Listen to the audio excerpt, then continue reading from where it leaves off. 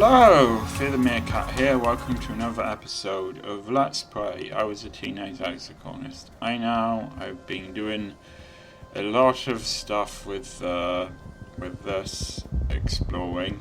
I'm gonna skip over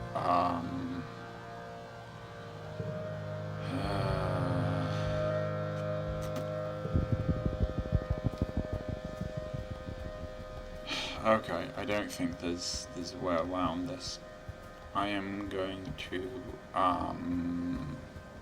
have to push through. So yes, I know I've been doing a lot of stuff with this, and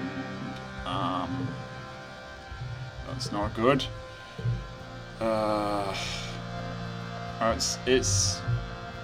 It's a repetition. I know. It's just that we are getting to the point where I think I'm going to need Sim. I am certainly going to need Dees on my side.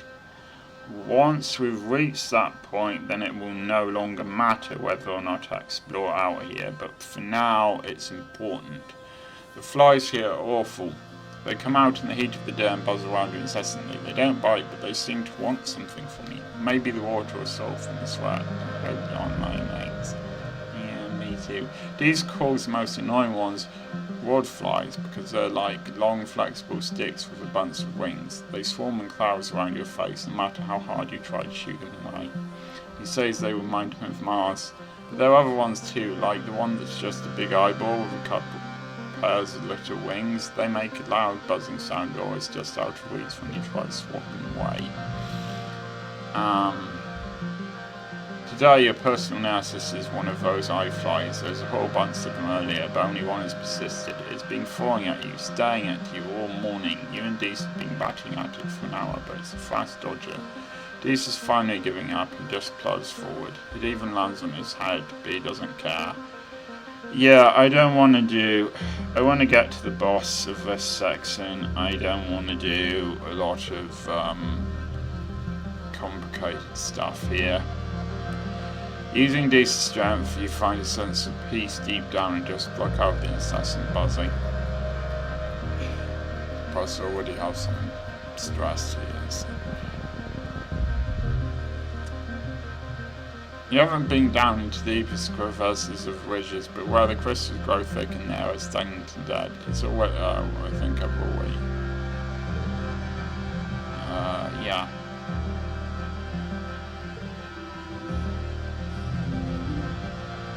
So yes, I'm going to try to.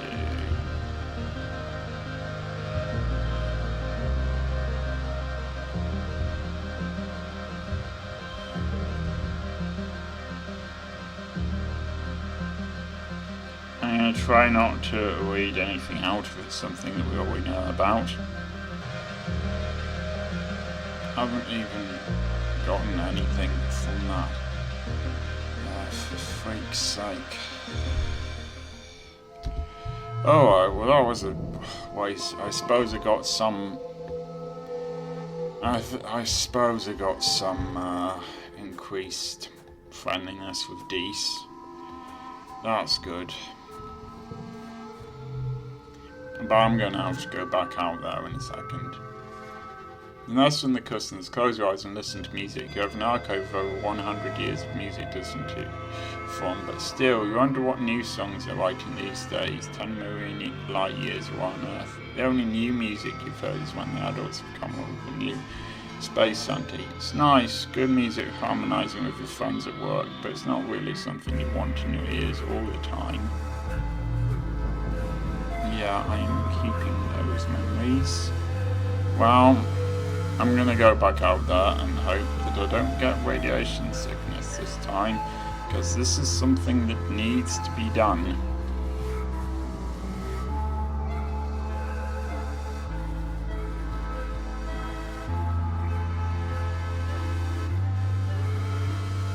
I might cut some stuff out, just if it's not new.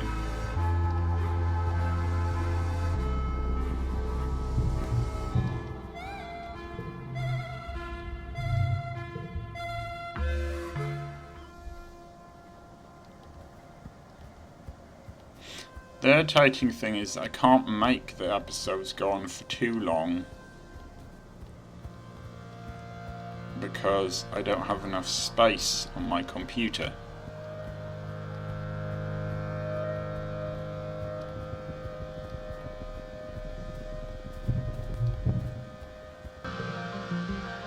You both cover your hands over your head. Yeah, this is the floating cows thing. We have had that before. You don't even care it's up there, you just know that was no rain. So I might as well show off myself using a different solution. Nothing wrong with that. Hello again.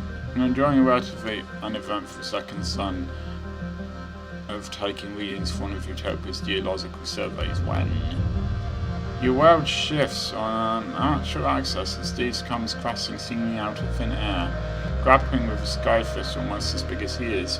Look out, he calls to you, that's far too late for that. The ground rushes up to meet you and it's all that you can do to close your eyes and protect your head.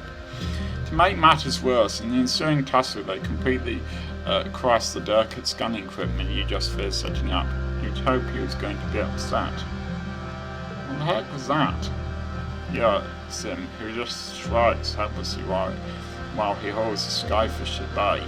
It's a whole damn mess. What's he doing bare knuckle boxing with skyfish? Honestly, the skyfish flops around pitifully, then springs back into the sky and flies away, trilling in distress. It didn't even look dangerous, really.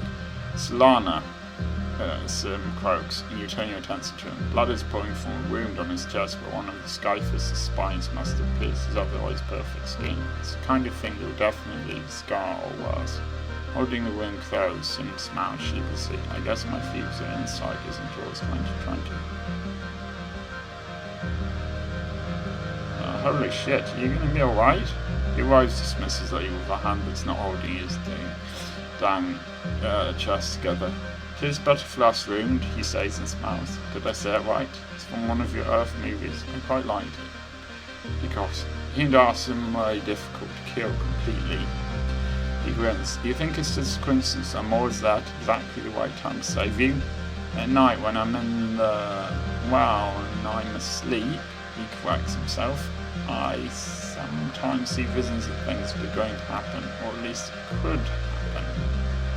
My dreams aren't always true, Sim says when Cissy applies pressure to the wound. The paths branch and converge. Time is more like a web than a link, I think.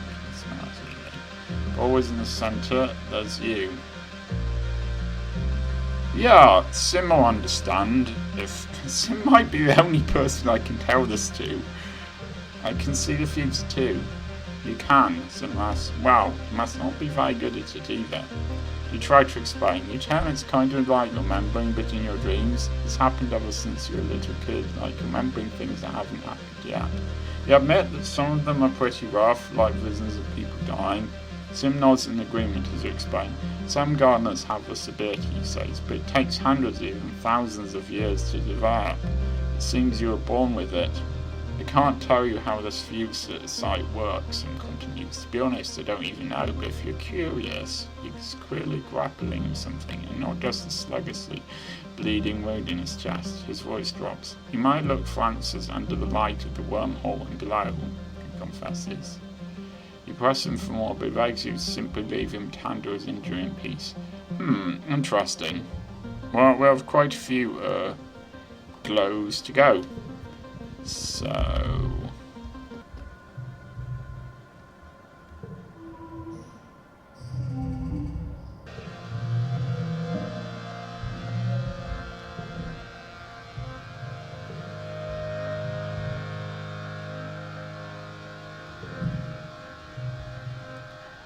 the image breaks up and fades away before you could do anything else, but that was really you from before. Wait, oh, I may have, sorry, I may have skipped over. You can go back if that was something new and pause it and read it, hopefully.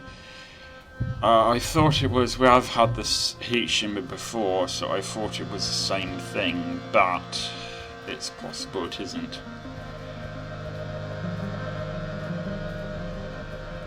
Anyway, I think we're in the area we were before.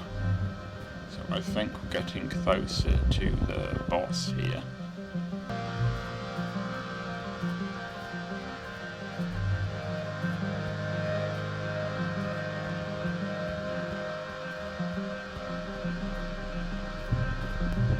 More alien tech, and here we go with the boss. Expeditions have been collecting energy readings from this area, tracing the invisible ley lines of power like the one from the thumper that brought you here in the first place. They pointed you to this cave, an nexus of power at the convergence of many lines. You can feel the energy is different here, like a barely perceived hand that puckers up the back of your neck, like something is watching you. It's likely this was some sort of important place for the convergence domain, Utopia says, leaning on her glider. I've sent teams through, but it gets mighty tight in there. I'm hoping you and Dees might have better luck. We're going in there, she continues.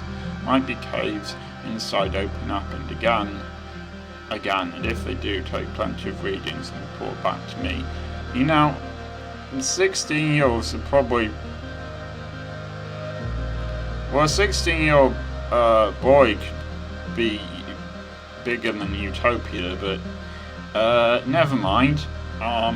Dees is vibrating beside you on nearly the same frequencies of weird power fluctuations. This is a real deal, he whispers, mostly to himself. It's hard to shake the feeling of being watched. In fact, you're sure. Oh yes, of course, there he is. You can see Sim's mysterious form up there, watching you from a nearby ridge. He holds up his hand in greeting when he sees you looking. Utopia nods and leaves you to it. What's the plan? Yeah, I'm not gonna go in the cave because I don't know if that Sim wants us to be here, to be honest. You ensure that Utopia is good and gone before you go, and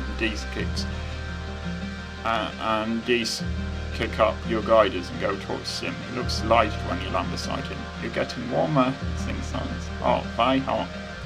He rests his weight on his hands and kicks his feet over the ice. I'm not disappointed to tell you anything, he confides, but it's just so interesting to watch you figure things out. Humans, so curious and so smart. Dees stammers and turns red. Looks like you're not getting anything out of Sim though. You grumble and glide back to the cave entrance. Okay, let's do this a little bit at a time.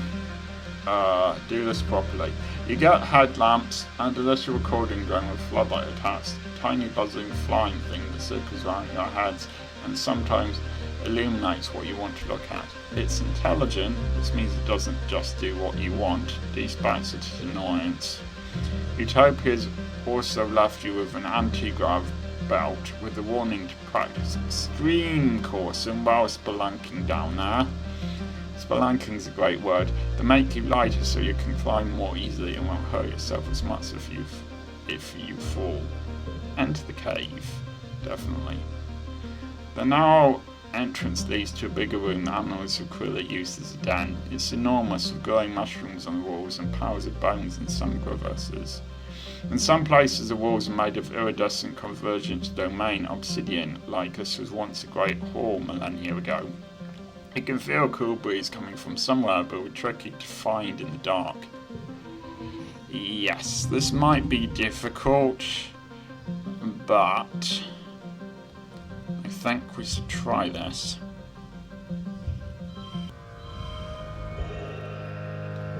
There we go.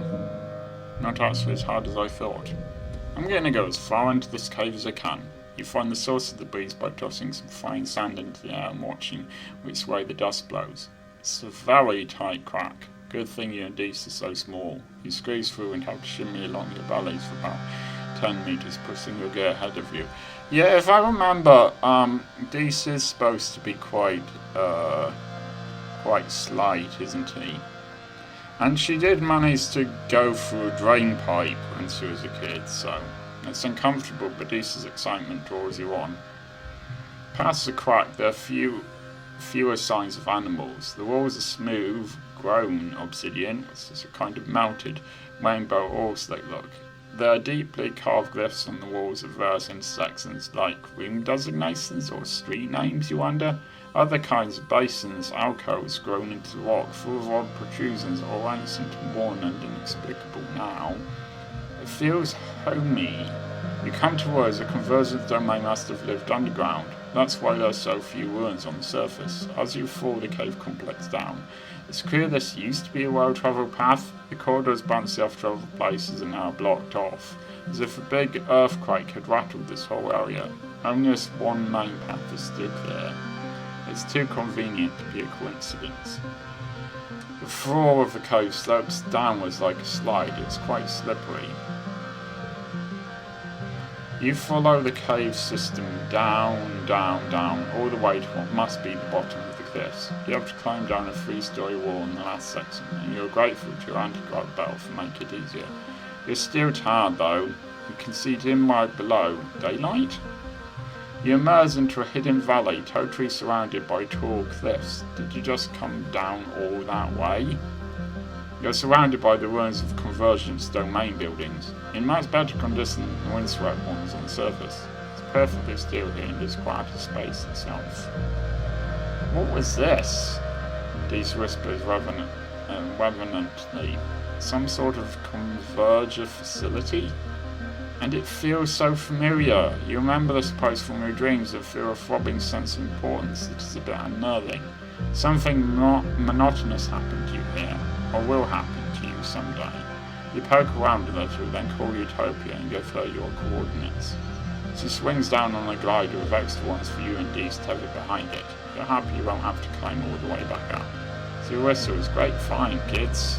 This place didn't show up on any of our aerial scans. Took me a while to find a route in."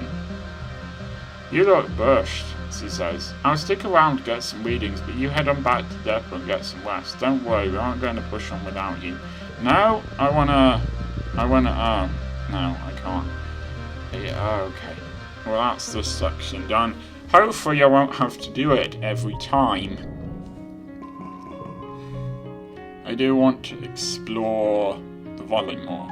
You're woken by the buzzing of your hollow palm. It's a corny-wide alert. You rub your eyes and ponder the thickness of the air seeping into your bedroom through the open veranda door. It's an ominous but beautiful sight. The seasonal pale pink haze is being turned to deep fuchsia with scintillating silver sparkles floating through it. The shimmer. Thankfully, you've all been inoculated against shimmer because this looks like a bad year for the airborne spores. To be safe, you stay inside and seal your door and windows tight. You spend the time playing hollow games with your dad. After a couple of days, the pollen fog passes without incident. Good. Do you have anything to say? Not that much. Dees sneering at the others of the expedition stays in the area checking for his backpack. "Can't wait to get out there again," he says. "I hate being cooped up in the corner with everyone's drama. And everything always smells like shit." He takes a deep breath for effort. "Yeah, I'm not going to miss that when I'm gone." Okay, yes I do. But this is a good time to end the episode. I will see you next time.